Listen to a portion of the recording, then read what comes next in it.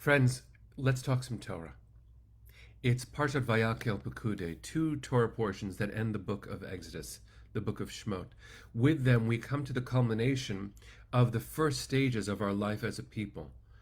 Whereas the book of Genesis gets us to the place where we have grown from all of the cosmos, all of humanity, down to Noach, then expanded again, then shortened again, until we get to Avraham, the beginning of our family. From Avraham, we grow into a larger clan by the end of the book of Genesis, to about 70 of us as we descend into Egypt. And that descent is actually called a Yeridah. When you leave the land of Israel, you somehow descend, at least from a Jewish perspective. And when we re-enter the land eventually by the end of the Torah, we do what we now say we do when we go to Israel, which is Aliyah, the ascent. Now, that journey has a midpoint, and that midpoint lasts 40 years.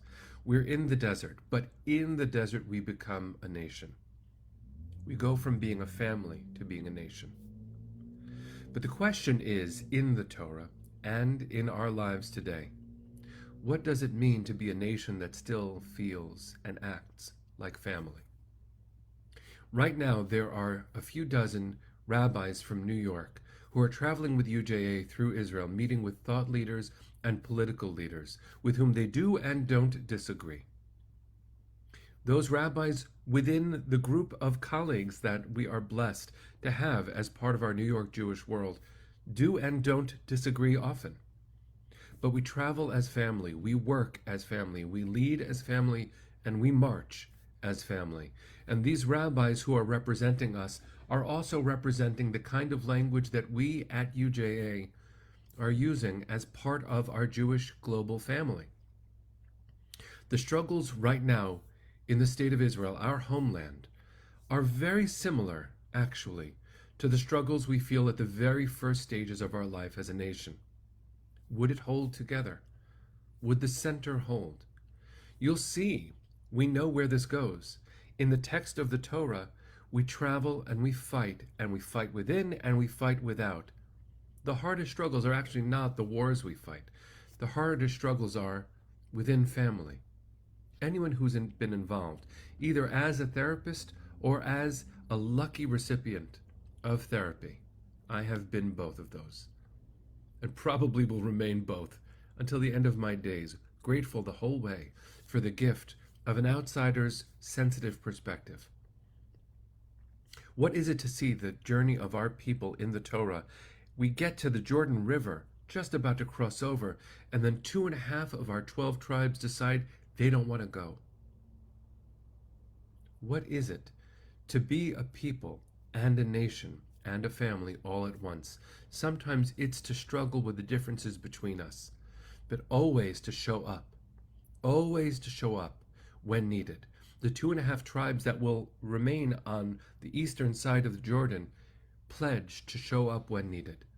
Well, these rabbis traveling on behalf of UJA in an emergency mission in solidarity with our homeland are there saying symbolically and with their very eloquent voices, we are here, we are family, and what is happening in our homeland is not okay. Listen to the language. We just, as UJA made a statement, we are grateful to President Yitzhak Herzog, Isaac Herzog, commonly known as Bougie, for his inspiring leadership, and urge all parties to show political courage and to work together to avert a catastrophic constitutional crisis in Israel. The Jewish world is united. It's fascinating to see. 5% of Israel's population showed up in the latest protests.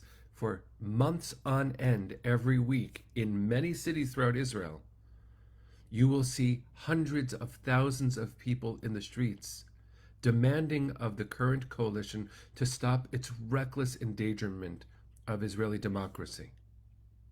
How do we show up, friends?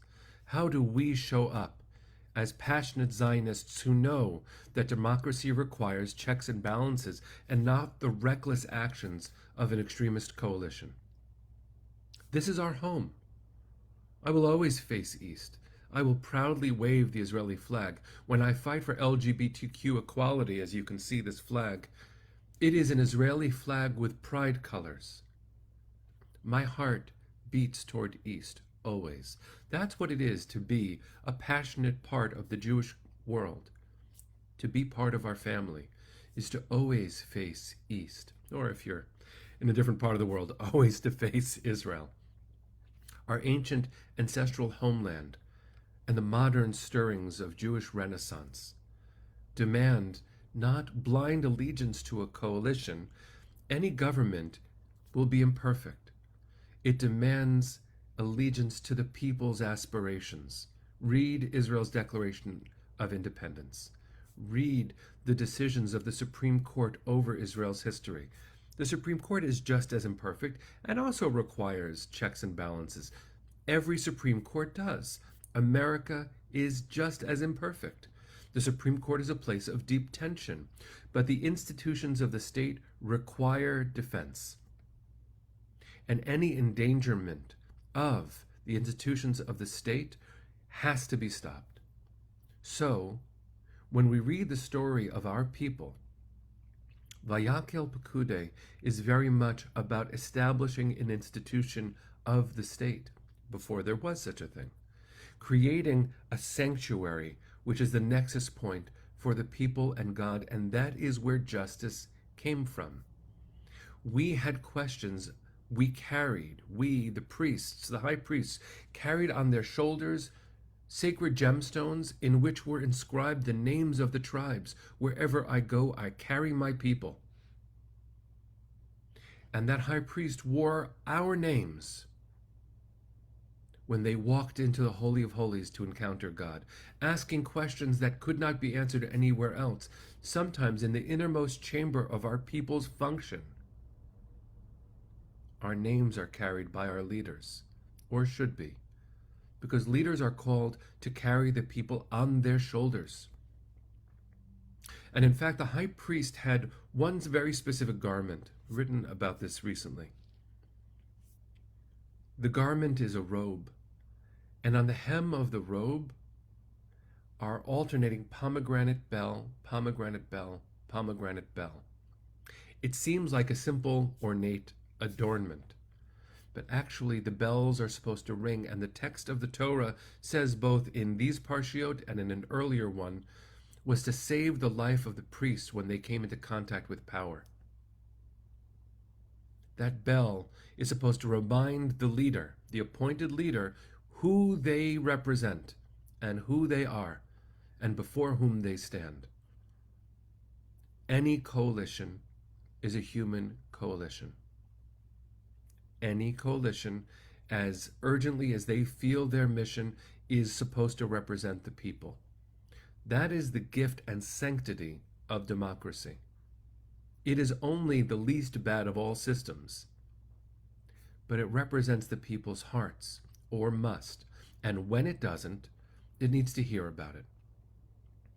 And so, we are a united global Jewish people. Ironically, right now, all of us, our philanthropists, our business leaders, our thought leaders, our statespeople, our artists, our clergy, all of us, saying very clearly that what is happening right now, in the name of our people, is not representing our people. Our tribes are not being represented. They are not being carried on the shoulders of those in elected office right now. And so it's time for a change. That change needs to be felt in the heart of the leaders who represent us in the halls of power. Vayakhel Pekudei literally means, and he gathered the people. Moses gathered us all.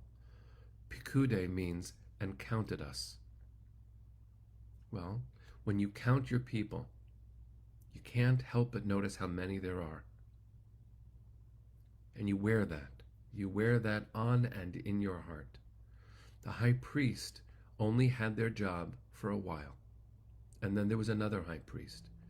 And the institutions of the state, of the people, of the tribes, of our family, are meant to endure as we take turns occupying those seats of power.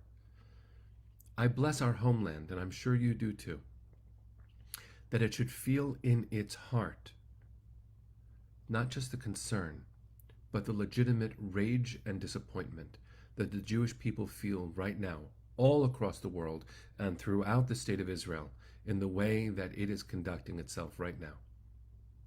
This is a disappointing, upsetting, and dangerous time.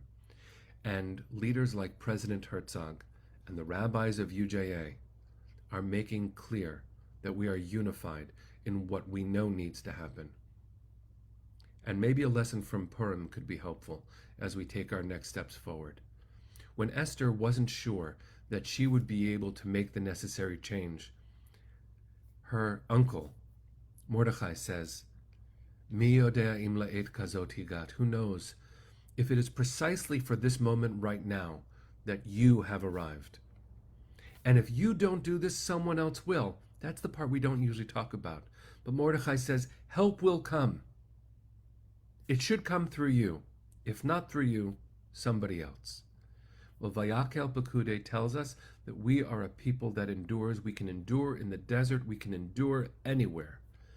As long as we hold that center, that sanctuary, that safety that holds our camp together. Friends, I'm asking you to do a number of things. Number one is amplify your concern. Never against the state of Israel, always for the state of Israel. These marches that have included 5% of Israel's population are all carrying the Israeli flag. They are fighting for Israel. They are not fighting Israel. Our marches, our organizing, our rabbis, our philanthropies, our communal institutions representing the deep interests of a diverse Jewish community are all calling for the Israel we know Israel can be. We are fighting for our family. We are not fighting at our family. Here we are, friends. Here we are. Hinenu. We are here. Let's be loud. Let's be proud. Let's be present. If you want to be involved in this work, find a local Jewish organization, see how they are engaged on this issue, and add your voice. Make a gift. Show up. Go to Israel. Don't just kvetch. March. Here we go.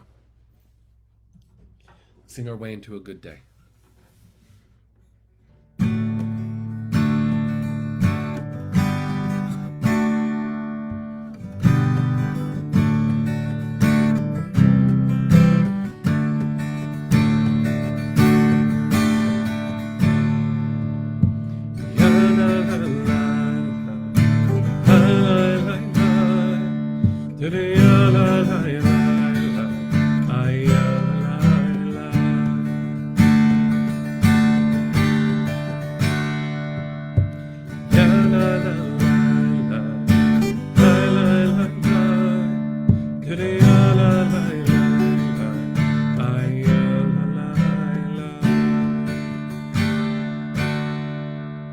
Bless you, friends.